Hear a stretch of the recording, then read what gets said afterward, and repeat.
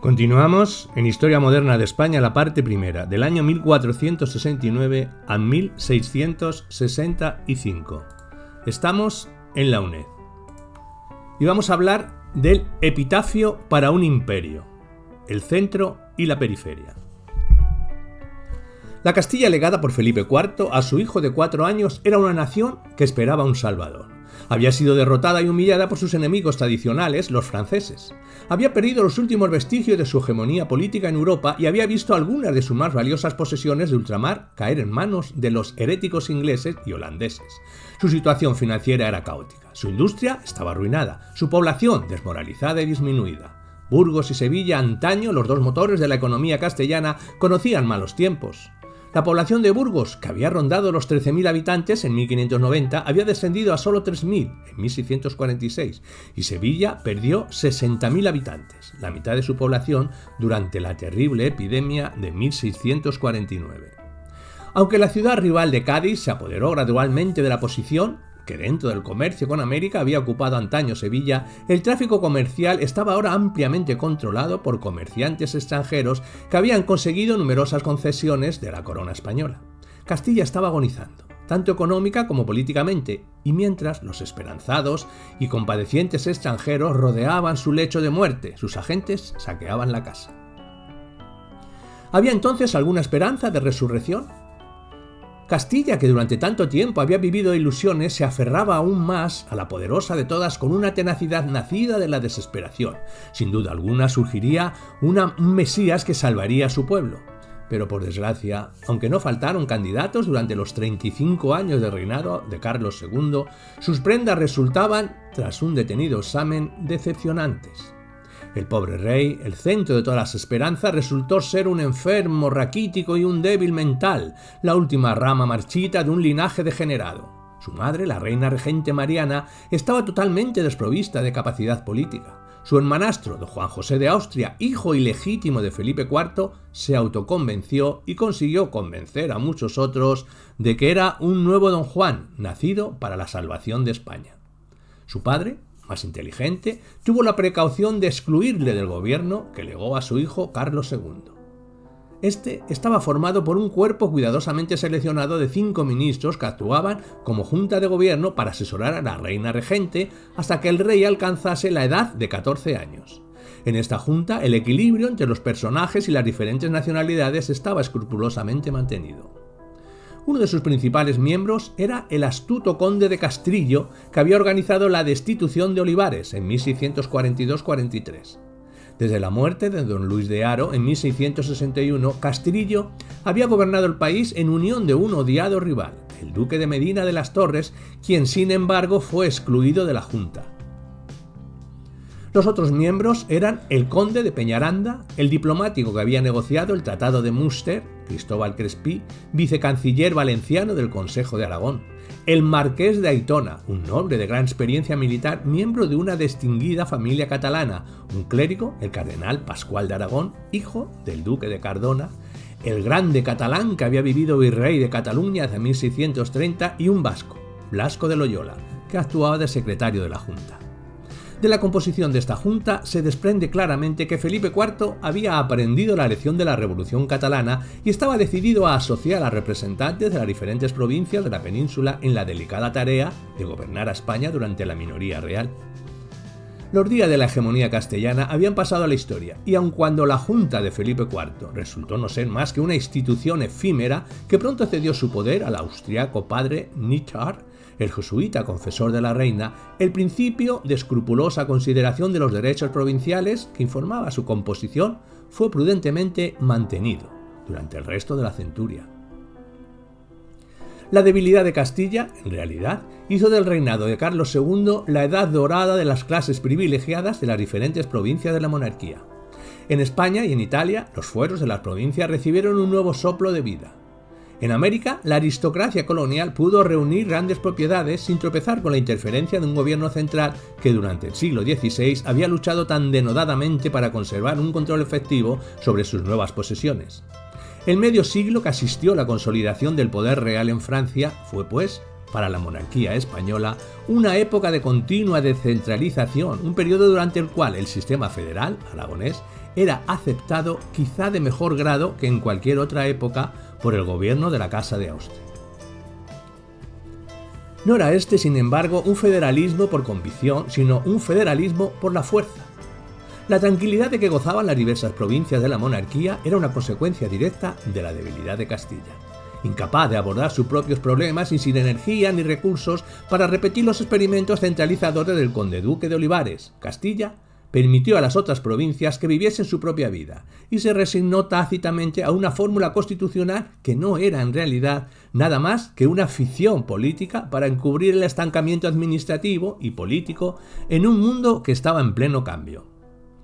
El futuro de España, como potencia europea, dependía claramente de la capacidad de Castilla para recuperarse de la debilitante postración de los años centrales del siglo.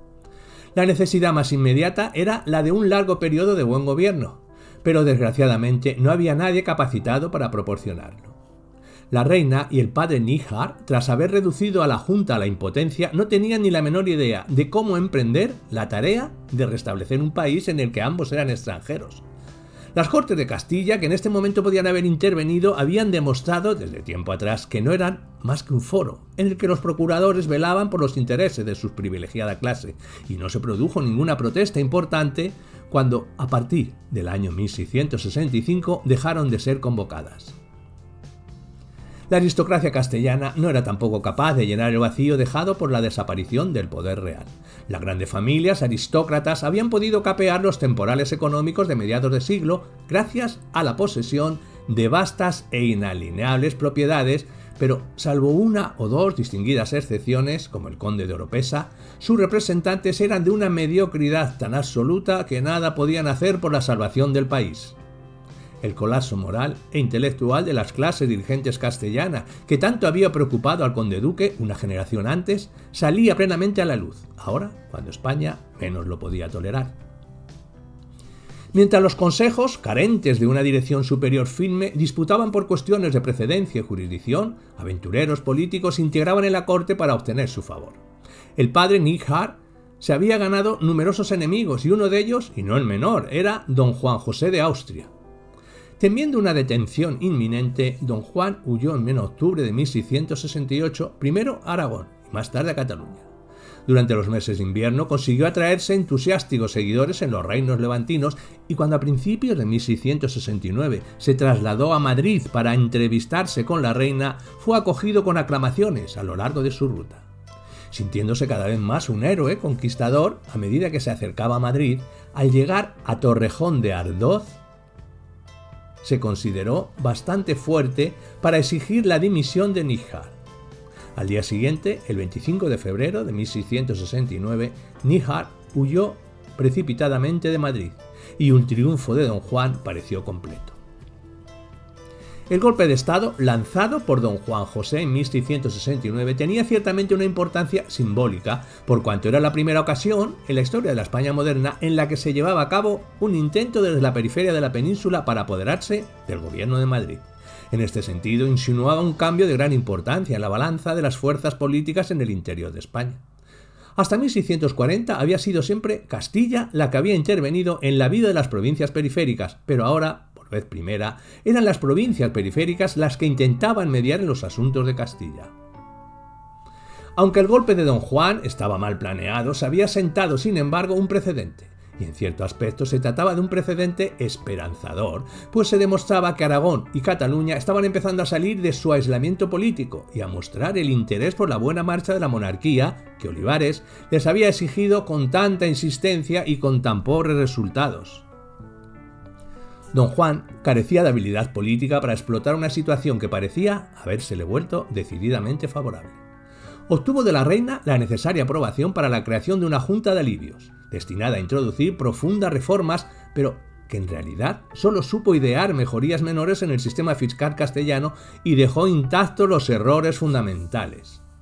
Mientras don Juan dudaba acerca de si debía asumir el poder supremo, la reina reforzaba su posición creando una guardia real, la Guardia Chamberga, al mando de uno de los más decididos adversarios de don Juan, el marqués de Aytona. Fuese porque temía enzarzar a Castilla en una guerra civil o porque dudase de su propia fuerza, don Juan estuvo en el aire.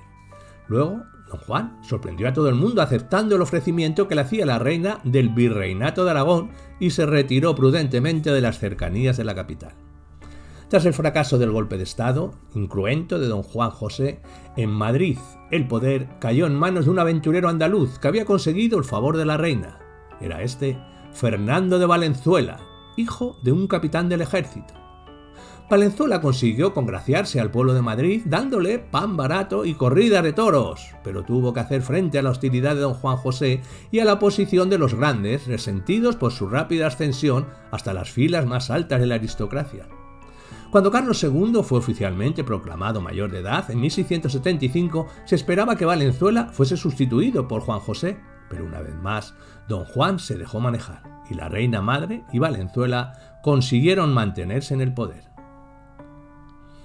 La historia política de Castilla empezaba entonces a adquirir algunos de los caracteres de ópera bufa que más tarde llegarían a hacerla famosa.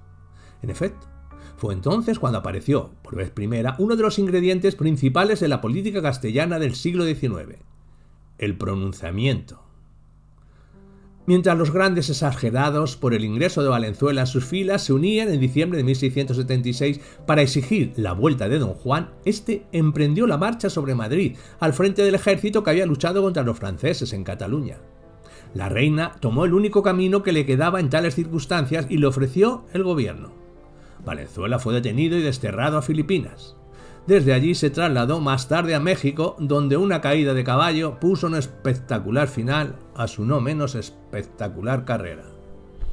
El gobierno de don Juan José, desde 1677 hasta su inesperada muerte en el 79, supuso la decepción en el interior y la humillación en el exterior. Francia y España estaban en guerra desde 1673 y Cataluña era el principal frente de batalla. Las esperanzas de recuperar el Rosellón se vinieron abajo con el estallido de la revuelta de Sicilia en 1674 y fue necesario abandonar la ofensiva en la frontera francesa para poder enviar tropas a sofocar la sublevación. Aunque los franceses fueron rechazados en Sicilia, la paz de Nimega, que puso fin a la guerra en 1678, señaló un nuevo paso en el declive de la situación internacional española. España perdió no solo algunas ciudades importantes en los Países Bajos, sino también todo el Franco Condado, valiosa reliquia del pasado borgoñón que había caído en manos de los franceses en 1674. El imperio de Carlos V iba perdiendo uno tras otro sus territorios y Castilla se mostraba demasiado débil para acudir en su ayuda. Y también Castilla se hundía bajo el gobierno inútil de Juan José. El supuesto salvador de España se había mostrado una vez que el poder había sido depositado en sus manos totalmente incapaz de ejercerlo. Al fracasar en el intento de solucionar los problemas más inmediatos, perdió sucesivamente el apoyo del ejército, de la iglesia y del pueblo, y se vio satirizado sin piedad por las calles de la capital. Su fallecimiento, en septiembre de 1679, llegó demasiado tarde para salvar su reputación.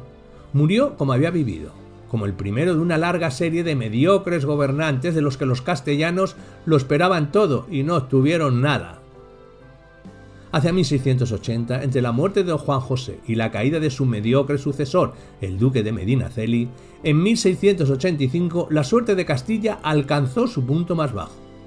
Un embajador francés, el marqués de Villar, quedó sorprendido por el empeoramiento de la situación desde la época de su primera misión en Madrid, en 1668.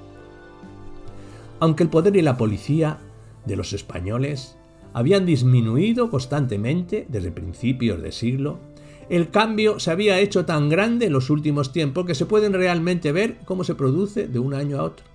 El débil rey y su débil ministro Medinaceli se hallaban reducidos a una ciega dependencia de los consejos y sobre todo del Consejo de Estado, una asamblea de 24 personas sin inteligencia ni experiencia, como el duque de Medina de las Torres, que había pasado toda su vida en Madrid en el ocio más completo, dedicado casi exclusivamente a comer y dormir. Todos los cargos importantes del Estado y el ejército eran concedidos únicamente a hombres de alto rango, y durante los últimos 40 años las contribuciones, los recaudadores de impuestos, los tribunales fiscales habían proliferado extraordinariamente. En resumen, sería difícil describir en toda su magnitud el desorden reinante en el gobierno de España o, de otro modo, la miseria en que yacía Castilla. No hay razón alguna para dudar de la veracidad de la descripción de Villars. Los primeros años de la década de 1680 fueron efectivamente los de total colapso administrativo y económico de Castilla. Salvo la lana, como señalaba Villars, Castilla no tenía ningún otro producto de exportación que atrajese riqueza hacia el interior y los 2/3 de la plata de la flota del tesoro iban directamente al extranjero sin entrar en España. Sobre todo, la inflación monetaria estaba alcanzando el punto culminante de su evolución. En los últimos años del reinado de Felipe IV, el precio de la plata, expresado en vellón, subió a un 150%, y la última medida monetaria del reinado, el decreto deflacionista de octubre de 1664, no consiguió reducirlo más de un modo transitorio. Y a mediados de 1665 ya había vuelto a aumentar un 115%. Alcanzó el 175% en 1670 y el 200% en 1675. Durante la década de 1670 se produjo una fuerte alza en los precios castellanos y a finales de la década era indispensable llevar a cabo un nuevo intento de deflación. Esta medida llegó el 10 de febrero de 1680, cuando el buen veñón, acuñado desde 1660, fue devaluado a la mitad de su valor.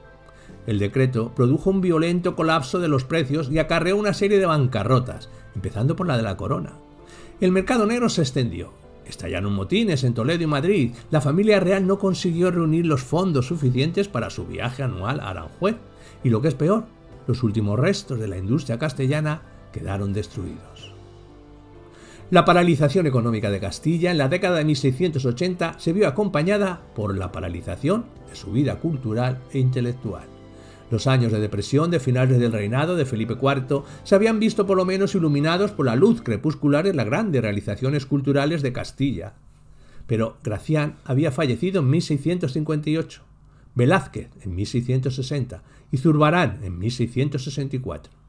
Con la muerte de Calderón en 1681 y la de Murillo al año siguiente, desaparecieron las últimas luminarias de la generación literaria y artística del siglo de oro.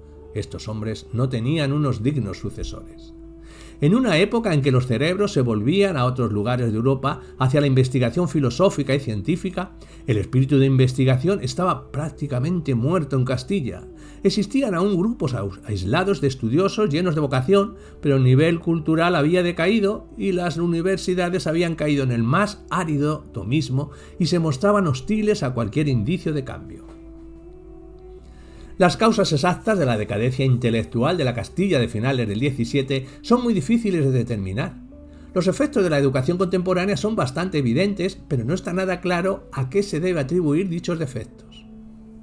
El jesuita Mariana creía que gran parte de la culpa correspondía a su propia orden, que había adquirido el monopolio de los primeros grados del sistema de enseñanza.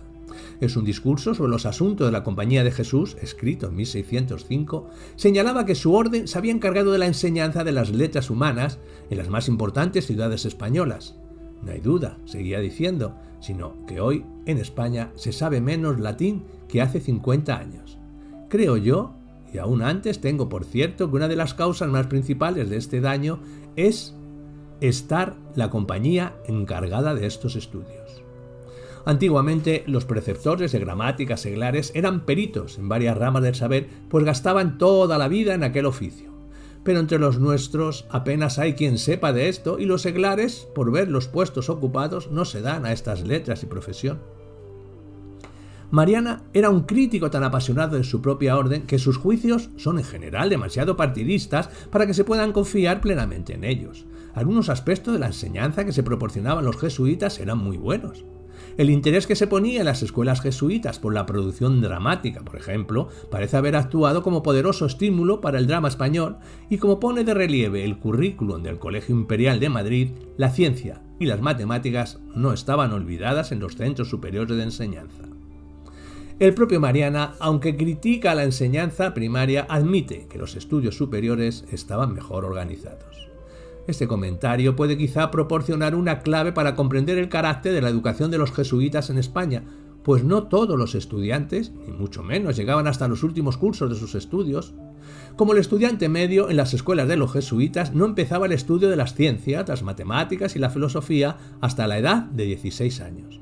Es posible que un gran número de estudiantes tuviera que limitarse a seguir los estudios humanísticos de las lenguas y la cultura clásica, en los que, como demuestra Mariana, el nivel del profesorado dejaba mucho que desear. Los jesuitas, sin embargo, no eran los únicos que enseñaban en España, y tampoco eran demasiado numerosos si se tiene en cuenta los efectivos de las órdenes religiosas en el siglo XVII. Los efectivos totales de la Compañía de Jesús en España, distribuido en las 4 provincias tradicionales, sumaban en Aragón en el 1580 200, en el 1615 390 y hacia 1700 523. En Castilla en el 1580 500, en el 615 623 y en el 1700 560. En Toledo los efectivos 1580 480, en el 1615 570 y hacia 1700 544. Y en Andalucía en el 1580 unos 260, en el 1615 unos 600 y hacia 1700 489. Aunque en el siglo XVII los jesuitas supieron ganarse el apoyo de la corte y obtuvieron del rey en 1621 el derecho a conferir grados en sus propios colegios, nunca consiguieron el monopolio de la enseñanza.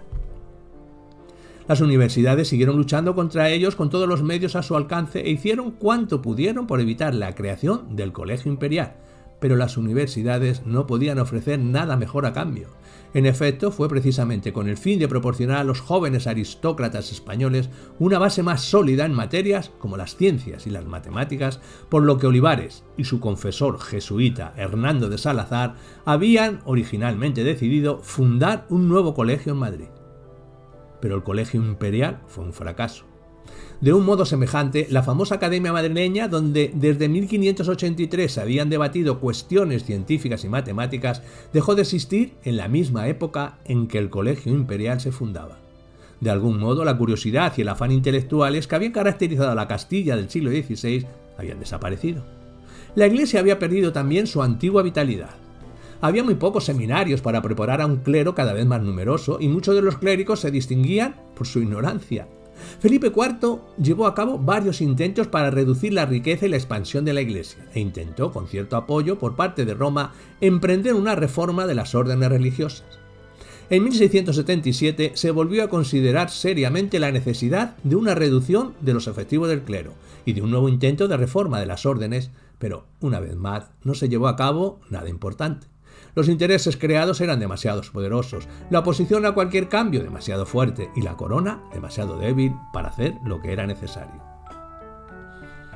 Inerte y estática, la pesada iglesia de la España del barroco podía ofrecer a una población pasiva solo una serie interminable de calmantes bajo la forma de Te Deums, procesiones, misas solemnes y pesadas ceremonias que satisfacían su aparentemente insaciable afán de ostentación.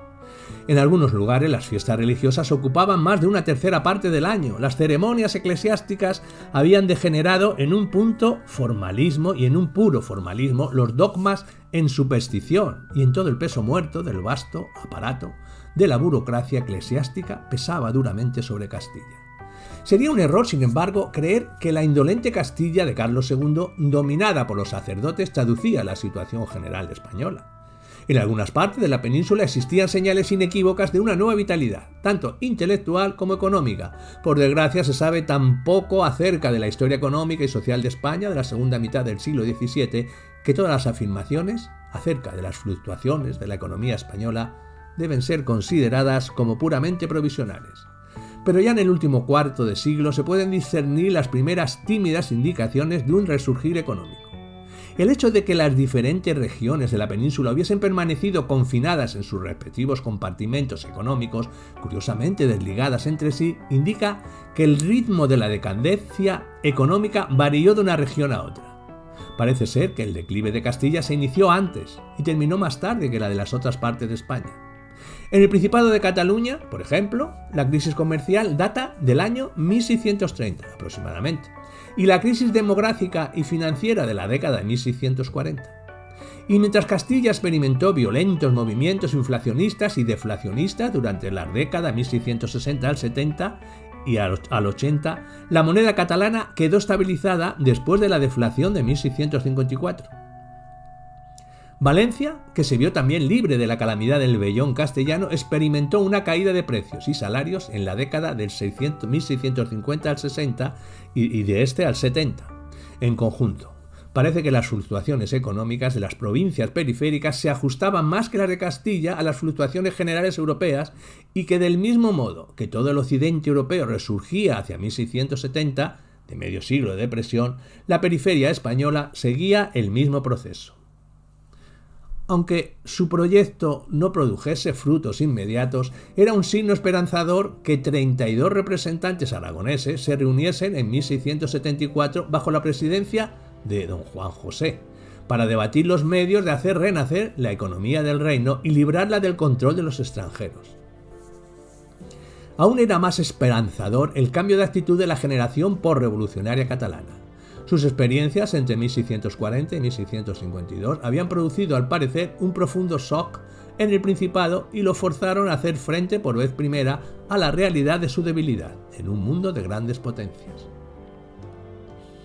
Después de un siglo de relegación al margen de la historia española, los catalanes habían empezado por fin a mirar más allá de sus fronteras y volver una vez más sus ojos hacia América como posible sustitutivo de los mercados mediterráneos que habían perdido. Aunque oficialmente no consiguieron ingresar en el comercio americano hasta principios del siguiente siglo, ya durante las décadas de 1660 y 1670 se dedicaron a la restauración de su destrozada economía. Se entregaron en particular a la reconstrucción de su industria textil, que al revés de la de Aragón no se hallaba encadenada por una legislación proteccionista que tendía a favorecer la producción de tejidos de calidad inferior. Y fue en la segunda mitad del siglo XVII cuando la población catalana, renovada y revigorizada por un siglo de inmigración francesa, adquirió su reputación de trabajadora y dotada para los negocios.